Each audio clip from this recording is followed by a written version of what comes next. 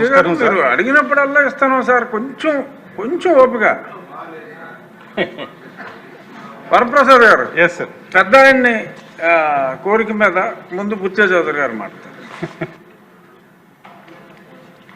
ఏం లేదు సార్, కొంచెం అంటే మీరు బాగాలేదు, సంపూర్ణ ఆరోగ్యం అనుకుంటున్నాం, మీరు ఒంట్లో బాగోలేదంటే అందరూ బాగాలేదు కానీ దగ్గుతో కూర్చున్నాం. ఏదో 0 అవర్లో ఉపయోగించుకున్నాను మొదటిసారిగా. ఇవాళే తీసుకున్నాను, కుర్రాళ్ళు మాట్లాడతారు కానీ వదిలేసి ఇవాళ ఫస్ట్ టైం తీసుకుంటున్నారు. ఇవాళ ఏదైతే 0 అవర్లో రికార్డ్ చేస్తున్నారు అధికారులు, ఫలానా సబ్జెక్ట్ ఫలానా ప్రాంతాన్ని ఫలానా ఊరు అని చెప్తే రికార్డ్ చేసి ఆయా శాఖలకు వెళ్తాం బెటర్ అవుతుంది సార్. దాన్ని రికార్డ్ చెప్తాం మాట్లాడేటప్పుడు ఫలానా సబ్జెక్ట్ అనేది. నాకు సంబంధించి ఇది రాజమహేంద్రవరం, చారిత్రక రాజమహేంద్రవరం సంబంధించిన డ్రైనేజ్ సమస్య సార్. గోదావరి కాలుష్యానికి సంబంధించిన ప్రధానమైన సమస్య. దశాబ్దాల చరిత్ర కన్నా ఈ రాజమహేంద్రవరంలో ఒక మురుగునీటి పారుదల వ్యవస్థ అస్తవ్యస్తంగా ఉంది సార్. ఎప్పుడో ఏనాడో బ్రిటిష్ వారు కట్టిన కాటన్ గారు ఆనకట్ట కట్టిన సందర్భంలో ఏర్పాటు చేసిన డ్రైనేజ్ వ్యవస్థ ఉంది. ఎందుకంటే గోదావరి నది వరదల్లో ఉన్నప్పుడు పై భాగంలో ఉంటుంది, నగరం కింద భాగంలో ఉంటుంది సార్. వర్షాలు కురిసినప్పుడు ఈ నీరు వెళ్ళవు. ఏదంటే ఆవా ఛానల్, నల్లా ఛానల్, 2 ఛానల్స్ ద్వారా ఈ నీరంతా గోదావరిలోకి వెళ్ళిపోతుంది సార్. ఏదైతే ఇప్పుడు నగరం పెరిగింది, 6 లక్షల జనాభా సంవత్సరం మురుగు 80 MLD నీరు వస్తుంది సార్, మురుగు నీరు. ఇదంతా నా నియోజకవర్గంలోకి వస్తుంది సార్. వచ్చి ధవళేశ్వరం దగ్గర సాయిబాబా గుడి దగ్గర గోదావరి ఈస్టర్న్ డెల్టా కెనాల్లో కలిసిపోతుంది సార్. శుద్ధి చేయకుండా 80 MLDలో ఒక 30 MLD ప్లాంట్ ఉండేది, అది పనిచేయడంలా. ఇప్పుడు MLD నిర్మాణంలో ఉంటే అది గత ప్రభుత్వం నిర్వాహకం వల్ల ఇప్పటికీ పూర్తి కాల. డైరెక్ట్గా ఏదైతే వాడేసిన మురుగు నీరు అంతా కూడా ఈస్టర్న్ డెల్టాలో కలుస్తుంది సార్. మొత్తం కూడా అనేక నియోజకవర్గాలకు సంబంధించిన సమస్య. ఇవాళ ఈ సమస్య పరిష్కారం కోసం ఒక 10 MLD ప్లాంట్ పెట్టాలని ప్రయత్నం చేశాను సార్. ఇరిగేషన్ వారు అడ్డుకున్నారు సార్.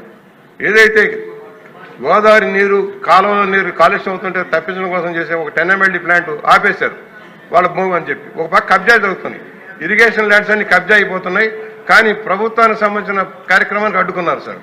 ఇవాళ మేము అడిగేది ఏంటంటే ఈ 50 MLD ప్లాంట్ సత్వమే పూర్తి చేయాలి. రాబోయే పుష్కరాలకు కోట్లాది మంది జనం వస్తారు సార్. వర్షాకాలం వస్తుంది, ఆగస్టులో వర్షాలు ఉంటాయి సార్.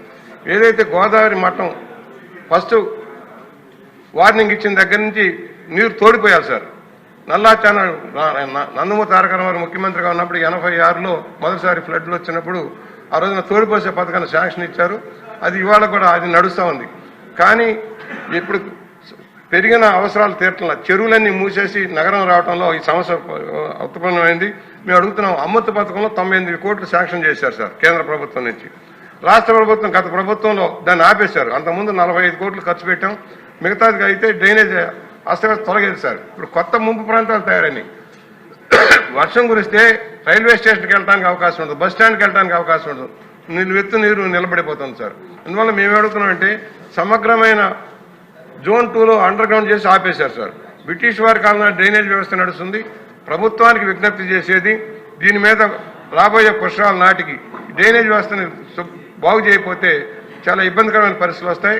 కనుకనే నేను చెప్పాను, ఇవాళ ఏదైతే కేంద్రం గంగా కాలుష్య నివారణకి కేంద్రం భారీగా నిధులు ఇచ్చింది, అంతటి భారీ నది అయిన గోదావరి కాలుష్య నివారణకు కూడా నిధులు కోరి కేంద్ర రాష్ట్ర ప్రభుత్వాల భాగస్వామ్యంతో ఈ కార్యక్రమాన్ని పూర్తి చేయించవలసిందిగా నేను విజ్ఞప్తి చేస్తున్నాను సార్.